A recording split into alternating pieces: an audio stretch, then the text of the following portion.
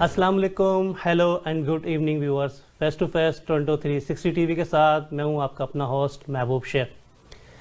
नाज़रीन, face to face Toronto 360 के आज स्पेशल एपिसोड के अंदर हम हमारे लेजेंड सुपरस्टार जनाब मरहूम वहीद मुराद साहब को एक ट्रिब्यूट पेश करने जा रहे हैं।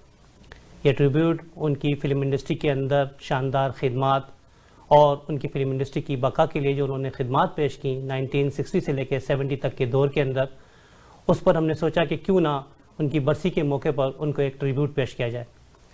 वहीद मुराद साहब ने जो कि अपने फिल्मी कैरियर का आगाज़ शुरू किया था 1960s के अंदर, 1960 से 70 तक एक दौर देखा हमने। वो दौर लेजेंड सुपरस्टार वहीद मुराद साहब की कामयाबियों का दौर था। उस दौरान उनकी ज़िंदगी के अंदर बहुत ज़्यादा नशे व फराज भी आए, लेकिन वहीद मुराद साहब ने अपनी फिल्मी कैरियर के अंदर जो कामयाबी समेटी वो आज तक किसी भी फिल्म स्टार को नसीब ना हो सकी। वहीद मुराद साहब एक वर्सटाइल अदाकार थे। उनकी अदाकारी के जौहर को हमारे सरहद पार फिल्म स्टार्स ने भी अपनाया। उनकी गायकी के अंदाज को फिल्म स्टार्स, वहीद मुराद साहब की जो गायकी के अंदाज थे उनको फिल्म स्टार सुपरस्टार भारतीय दिलीप कुमार साहब ने भी अप्रिशिएट किया। ना सिर्फ उन्होंने अप्रिशिएट किया बल्कि भारत के बहुत ज़्यादा जो फेमस अदाकार रहे हैं 1960s 70s के अंदर, 70s और 80s के अंदर, उन्होंने उनकी फ़िल्मों को देखकर बहुत सारे मकालमों की अदायगी और गानों के अंदर जो उनकी अदाकारी थी उस अदाकारी को अपनाया भी। फिल्म स्टार राजेश खन्ना ने एक मौके पर कहा था कि वहीद मुराद साहब पाकिस्तान फिल्म इंडस्ट्री के लिए एक कीमती असासा हैं। वहीद मुराद साहब 2 अक्टूबर 1938 को पाकिस्तान के शहर सियालकोट में पैदा हुए। SM आर्ट्स कॉलेज कराची से उन्होंने ग्रेजुएट किया, जबकि इंग्लिश लिटरेचर के अंदर कराची यूनिवर्सिटी से मास्टर किया। मुख्तसर तरीन ये कि मरहूम वहीद मुराद साहब के 23 साल कैरियर पर अगर आप नज़र दौड़ाएँ तो 1960 से 70 तक का जो दौर था वहीद मुराद साहब ने का गोल्डन एरा था। वहीद मुराद साहब तकरीबन हमारे फिल्म इंडस्ट्री के उन अदाकारों में से हैं जिन्होंने अपने दौर के अंदर कामयाबी समेटी। हमारे साथ मरहूम वहीद मुराद साहब जिनकी वफ़ात 23 नवंबर 1983 को हुई, ट्रिब्यूट देने के लिए पाकिस्तान फिल्म इंडस्ट्री के बादशाह हिलाल इम्तियाज़ जनाब फिल्म स्टार नदीम बेग साहब मौजूद हैं, जबकि वहीद मुराद साहब की अहलिया सलमा मुराद साहिबा और आर्ट्स कौंसल कराची के सदर सितारा इम्तियाज़ जनाब अहमद शाह साहब भी जो है वो उनके ऊपर हमसे गुफ्तगू करेंगे। हम प्रोग्राम के आगाज़ से पहले वहीद मुराद साहब की ज़िंदगी के ऊपर एक छोटी सी नज़र दौड़ाते हैं और एक छोटी सी वीडियो क्लिप उनकी फिल्मी कैरियर के अंदर जो उनके मशहूर गाने थे वो आपकी नज़र पेश करते हैं। उसके बाद हम फिल्म स्टार नदीम साहब के साथ गुफ्तगू शनीद का आगाज़ करेंगे। प्यार तो पड़ेगा निभाना, रख दिया कदमों में दिल नजराना, कबूल कर लो, हो कबूल कर लो, किया है जो प्यार तो पड़ेगा निभाना। कुछ लोग रूठ कर भी लगते हैं कितने प्यारे, कुछ लोग रूठ कर लगते हैं कितने प्यारे, कुछ लोग अब्र करम आज इतना बरसो,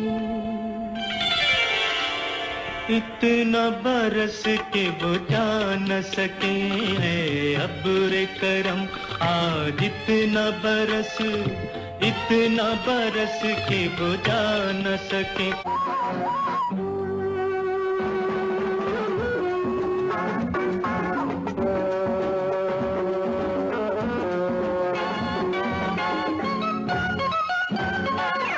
दिल को जलाना है, दिल को जलाना हमने छोड़ दिया, दिल को जलाना हमने छोड़ दिया,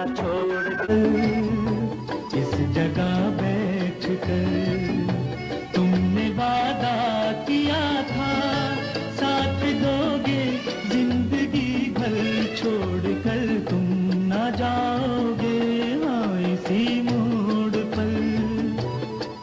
नाज़रीन, हमारे साथ वहीद मुराद साहब को ट्रिब्यूट देने के लिए पाकिस्तानी फिल्म इंडस्ट्री के बेताज बादशाह नदीम बेग साहब मौजूद हैं। हम नदीम बेग साहब से मालूम करेंगे। नदीम बेग साहब, अच्छा नदीम बेग साहब, आप हमें ये बताना पसंद करेंगे कि आपने वहीद मुराद साहब के साथ पाकिस्तान के फिल्म इंडस्ट्री के जो सुपरस्टार थे, दर्जा रखते थे, उनके साथ फिल्म जब जब फूल खिले में काम किया, आपका तजुर्बा कैसा रहा? एक तो वहीद साहब मेरे सीनियर थे, मुझसे पहले वो फिल्मों में आए थे, और इत्तेफाक की बात है कि फिल्मों में तो मैं बाद में आया, लेकिन मेरी और वहीद साहब की दोस्ती पहले से थी। फिल्मों में वो पहले आए, मैं बाद में आया। और वो एक नहायत नफीस इंसान थे, बहुत अच्छे इंसान थे, पढ़े लिखे इंसान थे, एक बहुत अच्छे अदाकार थे, और अपने काम के साथ बहुत ही प्रोफेशनल फिल्म के एक्टर थे। और मुझे तो खुशी हुई जब मैंने उनके साथ काम किया। मेरे लिए फख्र की बात थी, जैसे वहीद साहब हो गए या मोहम्मद अली साहब हो गए या हमारे दूसरे सीनियर्स हो गए, मेरे लिए तो एजाज की बात थी इन सबके साथ काम करना। और हमने जब भी काम किया बहुत उम्दा और बहुत अच्छे माहौल में काम किया। और वहीद साहब भी बहुत मतलब सोच समझ के काम करते थे, और बड़े ही पंक्चुअल थे अपने काम में, और बहुत कोऑपरेटिव थे। मतलब वो सुपरस्टार थे। जब मैं आया था तो वो सुपरस्टार थे, मैं तो कुछ भी नहीं था, लेकिन उन्होंने कभी ये महसूस नहीं होने दिया कि मैं उनके सामने खड़ा होकर जूलियट काम कर रहा हूँ और वो सुपरस्टार है। यही हाल मोहम्मद अली साहब का भी था। तो मैं तो बहुत ही शुक्रगुजार हूँ इन लोगों का, क्योंकि मेरे करियर में इन लोगों का बहुत बड़ा दखल है। अगर ये मेरे साथ कोऑपरेट न करते तो शायद मैं आज यहाँ ना होता जहाँ मैं हूँ। अच्छा नदीम साहब, ये बताना पसंद करेंगे कि अब आप पाकिस्तान की फिल्म इंडस्ट्री में किसी ऐसे अदाकार को देखते हैं जो वहीद मुराद साहब की जगह को पूर्ण कर सके या उनकी जगह ले सके? देखिए, जगह तो कभी भी कोई मतलब ये कि उसकी जगह वो उसकी जगह नहीं, सबका अपना अपना एक मकाम होता है, अपना अपना एक तरीका होता है। और कभी किसी की भी कोई जगह खाली नहीं होती। कोई आ जाता है, लेकिन ये जरूरी नहीं कि जो आए वो बिल्कुल वैसा ही हो जैसा पहले था। काम, क्योंकि टैलेंट तो बहुत है, अल्लाह के फजल से हमारे मुल्क में बहुत टैलेंट है। और कभी कोई सीनियर अगर जिंदगी की बाजी हार जाता है तो उसकी जगह कोई ना कोई आ ही जाता है। थोड़ा बहुत वक्त लगता है, लेकिन आ ही जाता है। और जो सीनियर्स जाते हैं वो जाहिर है कि तजुर्बेकार होते हैं, और जो आता है उसके लिए एक नया सफर होता है, और उसको आगे बढ़ने के लिए थोड़ा वक्त भी लगता है। तो मगर ये नहीं होता कि कोई अगर कोई जगह खाली हुई तो कोई ना आए, आ जाता है। इसलिए कि बहुत टैलेंट मौजूद है हमारे मुल्क में, और माशाल्लाह हमारे मुल्क की जो मिट्टी है वो बहुत जरखेज है इस मामले में। अच्छा, ये नदीम बेग साहब, आप खुद भी बाहैसियत खुद बहुत बड़े अदाकार और पाकिस्तान फिल्म इंडस्ट्री के लेजेंड हैं। आपसे जो है आप खुद भी बहुत बड़े अदाकार और पाकिस्तान फिल्म इंडस्ट्री के लेजेंड हैं, बहुत बड़े अदाकार हैं। आप पाकिस्तान फिल्म इंडस्ट्री के लेजेंड हैं, आपसे लोग सीखते हैं। आप समझते हैं कि पाकिस्तान फिल्म इंडस्ट्री का आगे मुस्तकबिल रोशन है?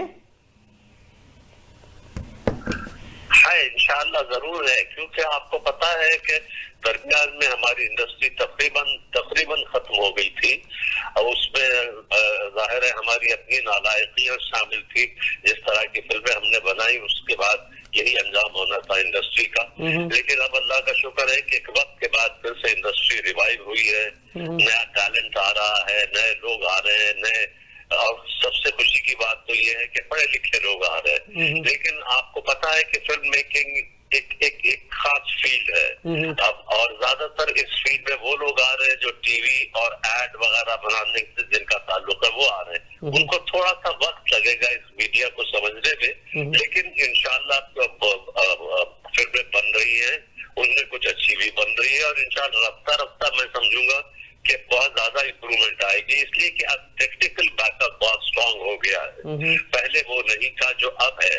साउंड और कैमरा, हर चीज तो इंशाल्लाह हमारे यहाँ बनेगी और बनती रहेंगी और अच्छी बनेगी, और रफ्ता रफ्ता और मयार इसका बहुत बुलंद होता जाएगा। अच्छा, आपको कोई ऐसा वाकया या कोई ऐसी चीज याद है जब वहीद मुराद साहब के साथ आपने फिल्म इंडस्ट्री में काम किया, कोई ऐसा वाकया, कोई ऐसी चीज जो आज तक आप ना भुला पाए हो? नहीं, ऐसा तो कोई खास वाकया मुझे याद नहीं है। हम लोग सेट पे होते थे, काम तो मैं आपको सुना सकता कोई खुशगवार वाकया? आपका बहुत बहुत शुक्रिया नदीम बेग साहब, टोरंटो 360 टीवी से बात करने का। हूं। आपका भी बहुत शुक्रिया, सुनने वालों को मेरी तरफ से बहुत बहुत सलाम। ओके, अल्लाह हाफिज। थैंक यू, अल्लाह हाफिज। नाज़रीन, हमारे साथ मौजूद हैं वहीद मुराद साहब की एलिया सलमा मुराद साहिबा। सलमा साहिबा, आप तो वहीद मुराद साहब की शरीक हयात रही हैं, आप उनकी जिंदगी के बारे में हमें बताना पसंद करेंगी? बहुत अच्छे शौहर थे, वेरी काइंड, कंसिडरेट और ख्याल रखने वाले। उनके साथ जो जिंदगी के लम्हात गुजारे, अब आपको आज भी उनकी कमी महसूस होती होगी, आप उनके बारे में हमें कुछ बताएंगे उनके साथ? बहुत ज्यादा कमी महसूस की।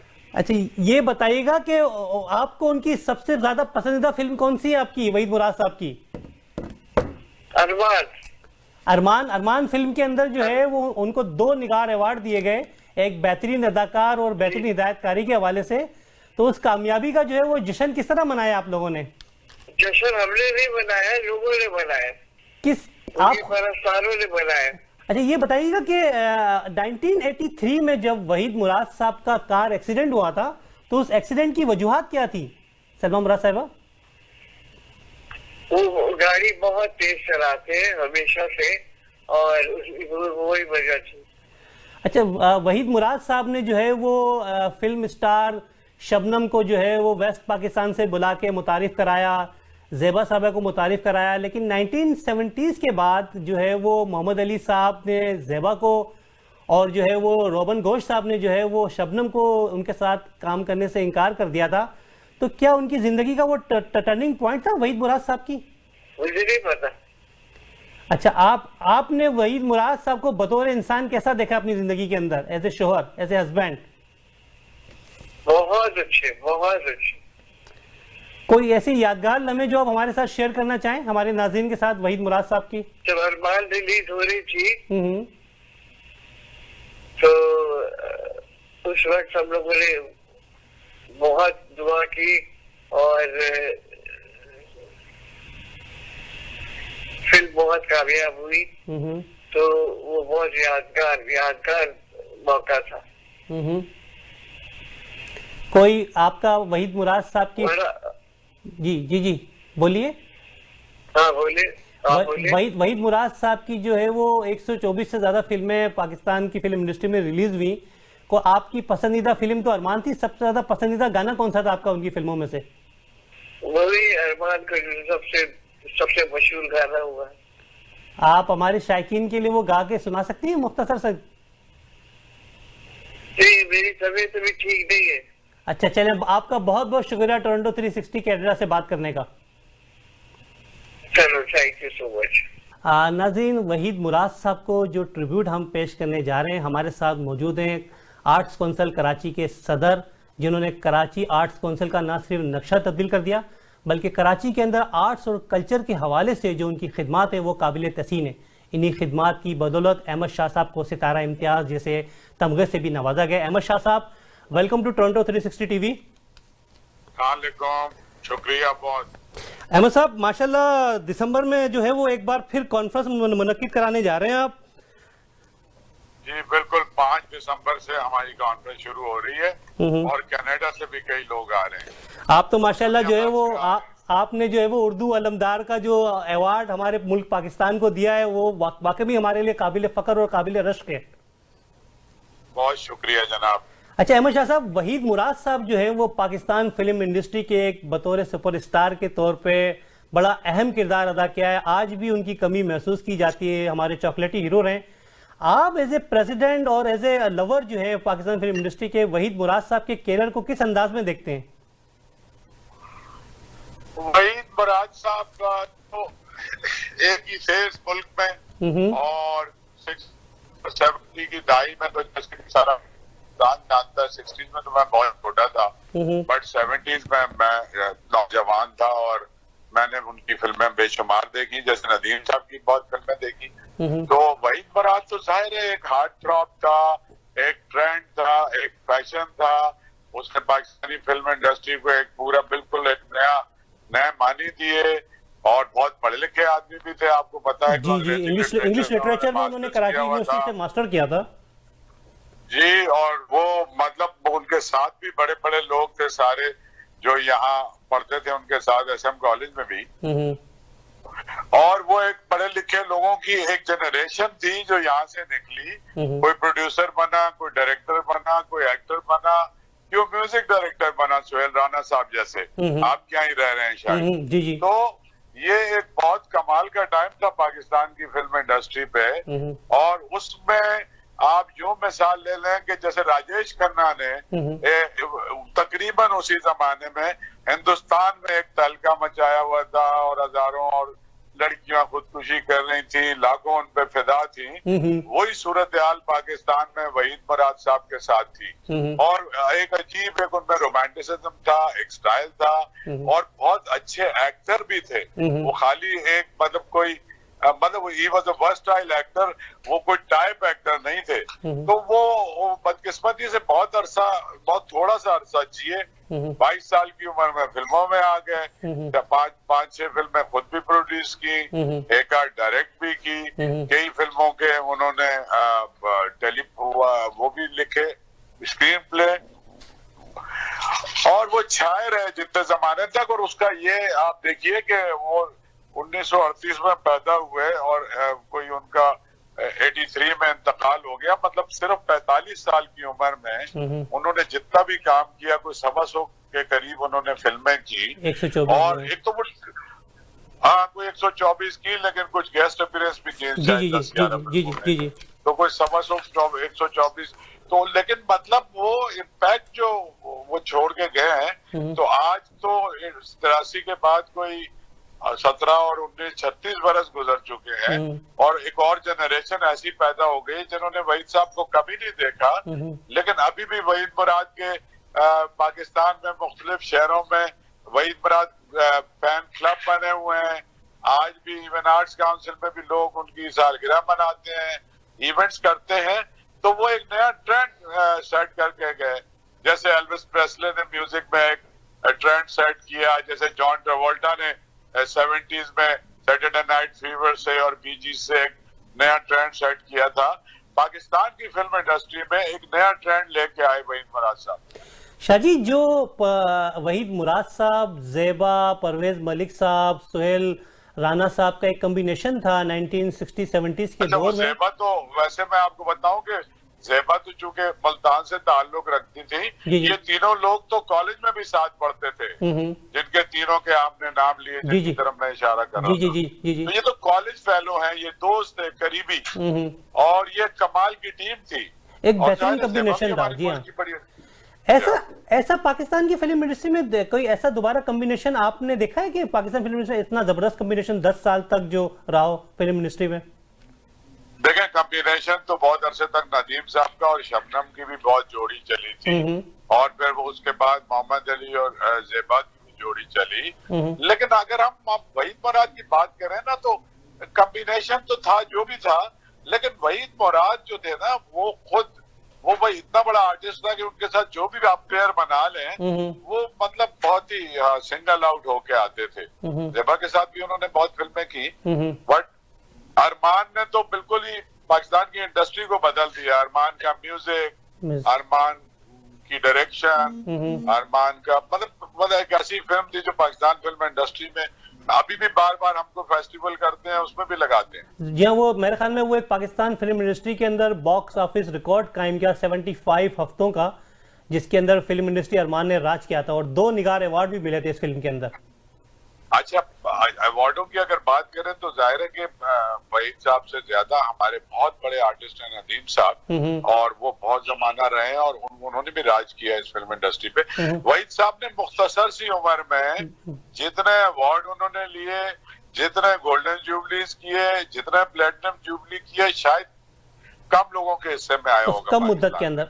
अच्छा अहमद शाह साहब, मैं एक सवाल आपसे करना चाहूंगा। आप आर्ट्स के लवर हैं, आपके जारहाना अंदाज और बेबाक अंदाज की वजह से आप हमारी इंडस्ट्री के अंदर भी मशहूर हैं, कराची के अंदर बिजनेस कम्युनिटी में भी बहुत मशहूर हैं। ये बताइएगा कि जब इंडस्ट्री के अंदर फिल्म स्टार या अदाकार या टीवी अदाकार उरूज पर होता है, तो लोग उनको बड़े एहतराम से, निगाह से भी देखते हैं, बड़ा प्यार करते हैं, लेकिन जैसे ही वो स्क्रीन से गायब होते हैं और कंपल्सरी की जिंदगी गुजारते हैं, तो एक अजीब सी हालत है, हुकूमती इदारों की जानिब से कोई ऐसा इदारा नहीं बनाया गया कि इनकी दादरसी की जाए, इनकी सरपरस्ती की जाए, या आपके आर्ट्स काउंसिल के हवाले से? वैसे अगर आप देखें ना तो सारी दुनिया में ऐसा ही होता है, और हर आदमी का एक वक्त होता है, वो अपने वक्त में राइज करता है, फिर उसको कोई और रिप्लेस करता है। तो वो ग्लिटर और गोल्ड और वो जो पर्दा है ना, वो चीज ही ऐसी है, उसकी चमक ही ऐसी है, और ये कि जाहिर है रिप्लेसमेंट तो होता ही है। ये तो कोई, ये तो दुनिया का एक दस्तूर है, ये तो दुनिया का एक दस्तूर है। देखिए जब दिलीप कुमार साहब थे तो लगता था कि यार अब कौन आएगा इसके बाद, लेकिन जब अमिताभ बच्चन आया तो अमिताभ बच्चन ने मतलब फिर बताया कि यार मैं हूँ यहाँ हिंदुस्तान की फिल्म इंडस्ट्री में। उसके बाद तो फिर मतलब अमिताभ बच्चन तो पैदा नहीं हुए, लेकिन आमिर खान ने अपनी बहुत बड़ी जगह बनाई, मतलब और शाहरुख हसन, एक जमाने तक शाहरुख का तूती बोलता रहा। तो मतलब ये होता है, और ये यहाँ नहीं होता, ये हॉलीवुड में भी होता है।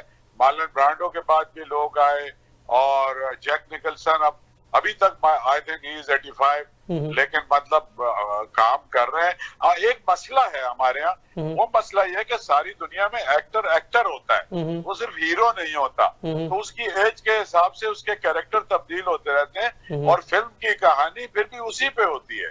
मतलब आज भी अगर 80 साल की उम्र में भी जैक निकलसन की अगर आप कोई फिल्म देखेंगे तो उसमें कोई लड़का भी होगा, कोई लड़की, कोई हीरो भी, लेकिन कहानी का मरकजी किरदार जैक निकलसन ही होगा। हमारे यहाँ जो है ना, वो हीरो हीरोइन स्टाइल की फिल्में बनती रही। हमारे यहाँ सही मानों में जो कहानी, असल में बेसिकली बुनियादी चीज जो लिखता है उसका वो काम है, लेकिन बुनियादी चीज है कहानी। हमारी फिल्म में कहानी पहले थी, अब कहानी मिसिंग है। अब ये खुद ही बैठ के लिख लेते हैं, और अगर कहानी को फोकस करें तो आप देखें कि मतलब अगर आपने अमिताभ की ब्लैक देखी हो तो 60 साल से ज्यादा की उम्र में उसने वो फिल्म की है, लेकिन वो आप फिल्म देखें तो लगता है कोई मूवी है। इसी तरह से हॉलीवुड की आप फिल्में देखें, आप मॉर्गन फ्रीमैन की फिल्में देखें, अभी भी अगेन इज 80+, लेकिन उसकी फिल्में देखें तो पूरी फिल्म उसके इर्द गिर्द चलती है, डेनिसल वॉशिंगटन के इर्द गिर्द चलती है। तो हमारे पास भी ऐसे एक्टर थे, वहीद साहब जैसे, अभी भी इस लेवल के एक्टर हैं, लेकिन हमारे यहाँ ना अभी एक फार्मूला से हम बाहर नहीं निकले। अब कुछ नौजवान फिल्में बना रहे हैं, पूरी तरह वो फार्मूला से बाहर नहीं निकल सके, लेकिन तजुर्बे हो रहे हैं। एक की शक्ल में तजुर्बा हुआ, अभी एक फिल्म कमाल खान एक लड़का है, उसने एक बहुत ही कमाल की फिल्म बनाई है। एक अहमद अली एक यंग डायरेक्टर आया है, उसने फिल्म बनाई है। वैसे तो नबील ने सुपरहिट फिल्में बनाई है और नदीम बेग ने, लेकिन वो भी किसी हद तक फार्मूला फिल्में ही है, बट वो सक्सेस फार्मूला बन गया है। तो अब लेकिन तजुर्बे भी पाकिस्तानी फिल्म इंडस्ट्री में होने लग गए, और आप ये भी तो देखिए कि वहीद साहब के दौर में या इनके दौर में या नदीम साहब के दौर में टेक्नोलॉजी क्या थी हमारे पास, और कौन सा हमारे पास ये डिजिटल और एरी 6 और वो फिल्म की वो होती थी पट्टी, और वो इतना महंगा आती थी कि एक फिट उसको जाया करने की इजाजत नहीं देता था प्रोड्यूसर। अब तो डायरेक्टर के पास ये है कि वो 100 दफा वो एक 100 शॉट ले और जो मर्जी पे कर ले, एडिटिंग कंप्यूटर पे कर ले। तो फाइनेंशियली भी बहुत फर्क पड़ गया है, और टेक्नोलॉजी बहुत आगे चली गई है। इसके बावजूद उस जमाने में लोगों ने इतनी शानदार फिल्में बनाई है जो अब नहीं बन रही है। हालांकि अब मतलब कोई 1000 गुना ज्यादा टेक्नोलॉजी को सपोर्ट मिल गई है फिल्म इंडस्ट्री को। बहुत बहुत शुक्रिया अहमद शाह साहब, टोरंटो 360 टीवी से बात करने का। हम आपके बड़े मशहूर हैं, आपने बड़े कीमती लम्हात हमारे साथ गुजारे। बहुत बहुत शुक्रिया अहमद शाह साहब। आपका बहुत बहुत शुक्रिया, और आपके सारे सुनने वालों को मेरा सलाम। Thank you. नाज़रीन, आपने हमारी गुफ्तगू का सिलसिला अहमद शाह साहब के साथ सुना। आर्ट्स काउंसिल के प्रेसिडेंट थे, हम उनके बड़े मशहूर हैं। नदीम बेग साहब के बहुत मशहूर हैं, जिन्होंने अपने कीमती लम्हात पाकिस्तान से बराह रास्त हमसे बातचीत करते हुए गुजारे। हम सलमा मुराद साहिबा के बहुत मशहूर हैं, जिन्होंने हमारे साथ बराह रास्त इस रात के पहर के अंदर जो है वो बातचीत की और वहीद मुराद साहब को ट्रिब्यूट पेश किया। लेते ही एक छोटा सा ब्रेक, जाएगा कहीं मत, देखते रहे face to face with Mehboob Sheikh.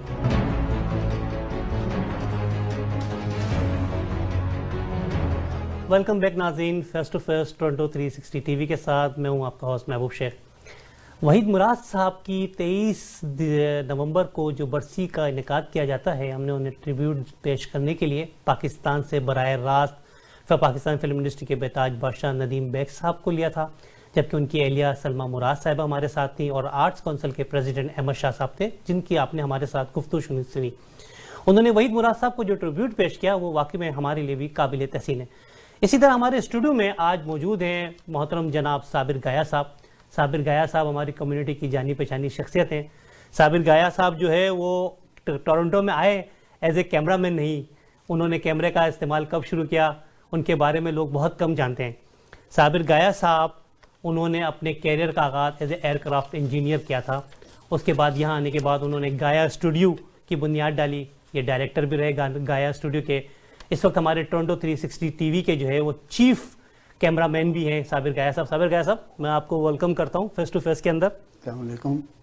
Sabir गाया साहब, जैसा कि आपके इल्म में है कि हमारा ये प्रोग्राम जो है वहीद मुराद साहब को ट्रिब्यूट पेश करने के लिए, और you are one of the biggest friend of Waheed Murad साहब। आपने जो है वहीद मुराद साहब को बहुत करीब से देखा भी है कराची में, उनके साथ जो है वो गुफ्तगू शुनीद भी की है, उनके साथ चाय भी पी है और बहुत कीमती लम्हात भी गुजारे। तो हम चाहेंगे कि वहीद मुराद साहब की ज़िंदगी के बारे में आपसे कुछ मालूम करें। आपने वहीद मुराद साहब को कैसा पाया? वहीद मुराद एक हमारा पाकिस्तानी फिल्म का जो अदाकार था, अल्लाह उसे जन्नत नसीब करे। आप महबूब भाई, आप यकीन नहीं करेंगे, मैं जब भी उससे मिलता था ना तो इतना अच्छी तरह बात करता था और बस खुश मिजाज आदमी था।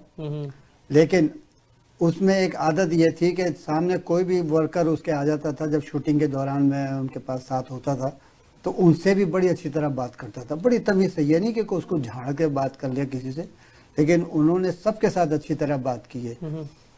उनकी शूटिंगें होती थी, मैं जाता था हीरा और पत्थर, कनीस में जैसा वो गाना है दोनों तरफ है आग बराबर सी लगी हुई, वो परवेज मलिक ने जो उसमें कमाल दिखाया है। हम तो उस वक्त इतनी एज में थे कि हम तो सिर्फ देखने जाते थे उनको, लेकिन जो उन्होंने कमाल दिखाया है वो अभी तक मेरे सामने वो सीन आता है कि उसका जो वहीद मुराद का सीन है अलग फिल्म आया, मोहम्मद अली का बिजी होते थे ना ये लोग, वो अवेलेबल नहीं होते थे, एक वक्त में मुश्किल हो जाता था। तो हाँ, दूसरे दिन फिर मोहम्मद अली का फिल्म आया, ज़ेबा का अलग फिल्म आया, फिर आखिरी 2 सीन ऐसे थे जो उनको तीनों को मिला करके दिखाया। तो उस वो जो अलग अलग फिल्म आए ना, उसको उस गाने में जोड़ा है कि दोनों तरफ है आग बराबर लगी हुई। ये गाना अगर आप सुने, इसमें आपको महसूस ही नहीं होगा कि इसको एक ही वक्त में फिल्म आया इन्होंने, एक ही वक्त में नहीं, मेरे सामने हुआ था ये। हम 3 दिन तक वहीं जाते रहते थे। अच्छा। बाकी वो कुछ गाने और भी थे, ये दुनिया है दौलत वालों की, हॉक्स बे कराची के अंदर, वहाँ फिल्म आया था। और तारिक रोड पे भी उनकी जो गाने की फिल्म आई हुई थी एक जगह, मुझे याद है पार्क के अंदर। तो मेरा उनके साथ जो वक्त गुजरा है बहुत ही अच्छा गुजरा है। उनके घर जाते थे, बाकायदा उनके जो मशहूर गाने होते थे वो अपने गाने ही सुनते थे, अहमद रुश्दी के गाए हुए गाने। अच्छा, 1960 और 70s का जो गोल्डन एरा था वहीद मुराद साहब का, वो किसी से पोशीदा नहीं है। नाज़रीन, वहीद मुराद साहब ने तकरीबन 124 से ज़ायद फिल्मों में काम किया, जिनमें से 114 उन्होंने उर्दू फिल्में की, 8 पंजाबी और 1 पश्तो, जिसमें से इनकी 59 फिल्मों ने वहीद मुराद साहब की बहुत मुख्तसर तरीन वक्फे के दौरान 59 फिल्मों ने सिल्वर जुबली की, 33 फिल्मों ने गोल्डन जुबली की और 6 फिल्मों ने प्लाटिनम जुबली, जबकि 1 फिल्म डायमंड जुबली से भी जो है वो हमकिनार हुई। वहीद मुराद साहब की फिल्म अरमान 1966 की सबसे सुपर डुपर और कामयाब तरीन फिल्म थी।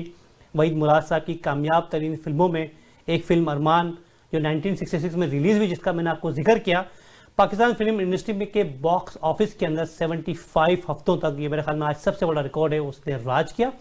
आपको अरमान फिल्म आपको देखने का मौका मिला?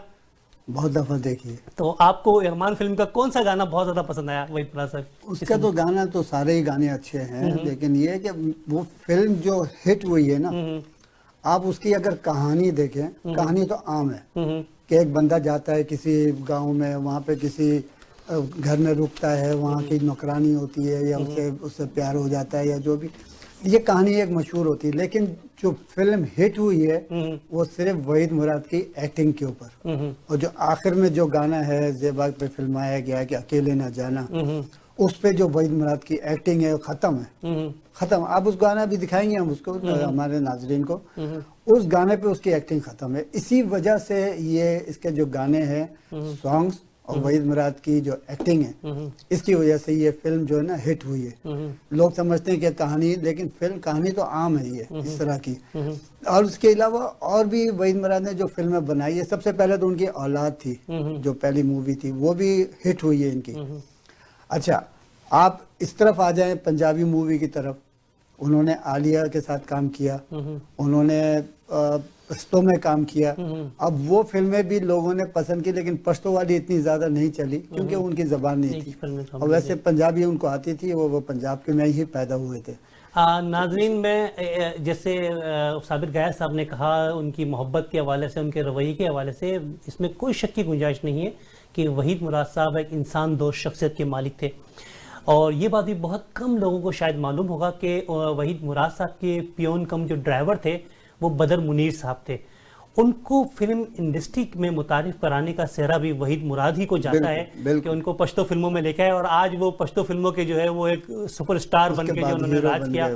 इसके अलावा शबनम को जो है वेस्ट पाकिस्तान से बुला के फिल्म में काम दिया, और जो है वो ज़ेबा साहिबा को भी जो है वो फिल्म, जब इनकी फिल्म बन रही थी तो मेरे ख्याल में परवेज मलिक साहब ने रिकमेंड किया था कि आप इनको अपनी फिल्म का हिस्सा बनाएं। बिल्कुल, और सोहेल राना साहब को भी इन्होंने ही यही म्यूजिक के अंदर जो है वो लेके आए थे इंडस्ट्री के अंदर। अच्छा, सोहेल राना साहब लड़के से थे उस वक्त, मुझे याद है, इतने यंग थे जब उनको लाया गया था, तो वो पहले देख रहे थे कि मैं क्या करूंगा यहाँ पे। वहीद मुराद ने उनसे कहा, अरे पता नहीं पंजाबी में कहा था या उर्दू में, अरे चल ना यार, तेरे को मैं परवेज मलिक से मिलाता हूँ। उस वक्त हम मौजूद थे वहाँ पे, और जब उनसे मुलाकात की और सोहेल राना ने जो काम दिखाया उसके बाद, ओहो माशाल्लाह। 1980s के अंदर, क्योंकि मेरी खुद की पैदाइश 70s के बाद की है, 74 की, तो 1980s के बाद मुझे एक छोटा सा वाकया याद है उनकी वफात से कबल। एम सुलेमान मिठाई वाला होता था खारादर के अंदर, तो हमारे एक जानने वाले थे पोलानी साहब, तो उनके भाई जिक्रिया पोलानी, वहाँ के पेड़े सुलेमान के वो बड़े शौक से खाते थे। तो आपका तो माशाल्लाह बड़ा ताल्लुक रहा साहब, तो आप कोई उनके गाने हमें गुनगुना के सुना सकते हैं? कोई ऐसा गाना जो आपको बिल्कुल भरपूर तरीके से आप गा सकते हो? नहीं, उनका पसंद का या आपकी पसंद का? मेरी पसंद का। भाई देखें, हम तो नाज़रीन को तो अभी प्रोग्राम के बाद या प्रोग्राम के दौरान हम दिखाएंगे ये गाने जो उनके अच्छे अच्छे गाने हैं, लेकिन उनका जो पसंदीदा गाना जो मुझे पसंद है, मैं थोड़ा सा गवैया तो नहीं हूँ, लेकिन ये कि जिंदगी अपनी थी अब तक उड़ते बादल की तरह, उड़ते बादल की तरह, आहा जिंदगी को अब नए एक मोड़ पर पाता हूँ मैं, झूमता जाता हूँ मैं। ये गाने की शूटिंग मैंने नहीं देखी, हालांकि इतना पसंद है ये गाना मुझे। और इसके बाद दोहरा के गाने आप देखें, सारे ही गाने उसके हिट हैं। शमी मारा के साथ जो भी उन्होंने एक्टिंग की, एक वो रख दिया कदमों में दिल नजराना, कबूल कर लो, वो आप देख रहे पत्थर उठाता है वो। तो लेकिन एक गाना ऐसा है जो आज भी जो है वो कोक स्टूडियो में उसको जो है वो दोबारा फिल्माया गया अली जफर साहब ने, कोको कोरीना। उस गाने के जो अल्फाज थे कोको कोरीना, वो आज भी लोगों के, हमारे तो जवानों के जहनों में भी जो है वो नक्श है। आप ये देखें ना, इस गाने के अंदर भी उसकी एक्टिंग देखें, एक्टिंग, तो ये एक्टिंग पे ये फिल्म ज्यादा जो है मशहूर हुई है, और इनको जो 2 अवार्ड मिले हैं इसके ऊपर, इसी गाने के ऊपर मिले हैं, और आखिर में जो उन्होंने एक्टिंग की है। आपको वहीद मुराद साहब की कौन सी फिल्में ऐसी जो बहुत ज्यादा पसंद थी? मूवी तो वैसे देखा जाए तो सारी मूवियां अच्छी थी इनकी। हम तो यकीन करें कि मैंने इनकी कोई मूवी नहीं छोड़ी जब मैं कनाडा आ गया 79 में। आखिरी मूवी इनकी जो बनी थी वो मैंने देखी, हीरो मूवी थी, वो मैंने नहीं देखा। उनकी वफात के बाद भी 2 फिल्में रिलीज हुई 1983 के बाद, लेकिन वो मैंने हीरो मेरे पास आ गई थी यहाँ पे, तो बाद में देखी मैंने, लेकिन कोई इसकी मूवी मैंने नहीं छोड़ी है। लेकिन इनकी सबसे अच्छी मूवी जो है ना, वो मुझे दो राह लगी, जबरदस्त।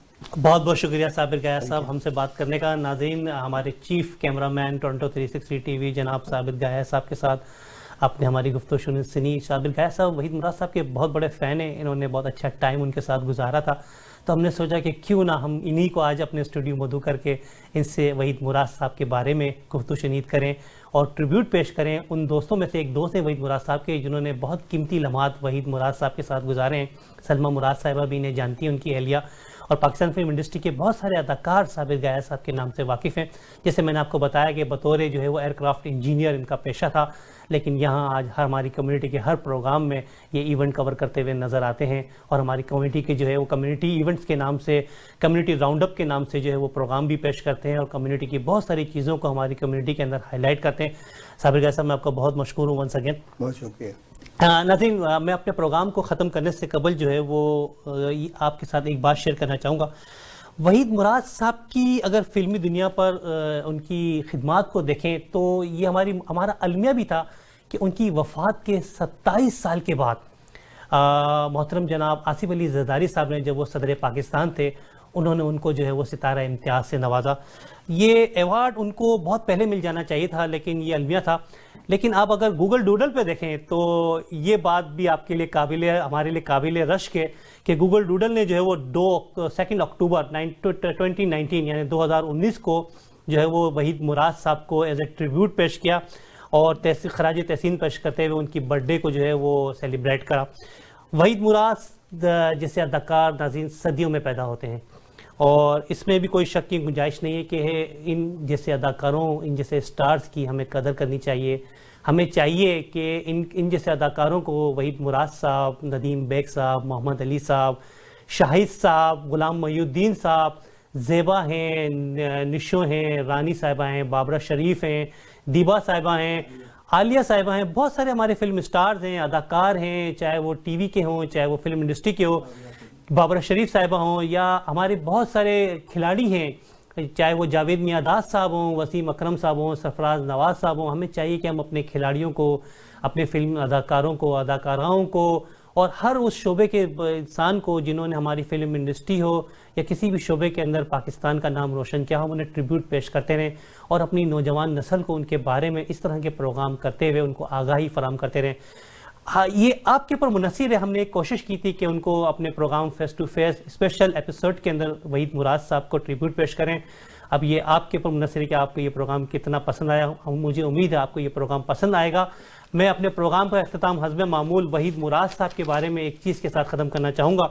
उन्होंने अपनी फ़िल्म के अंदर इस शेर को गुनगुनाया भी है, इन अशार को, कि भूली हुई दास्तान गुज़रा हुआ ख़याल हूँ, भूली हुई दास्तान गुज़रा हुआ ख़याल हूँ, जिसको तुम ना समझ सके मैं ऐसा एक सवाल हूँ। पाकिस्तान, कनाडा, जिंदाबाद।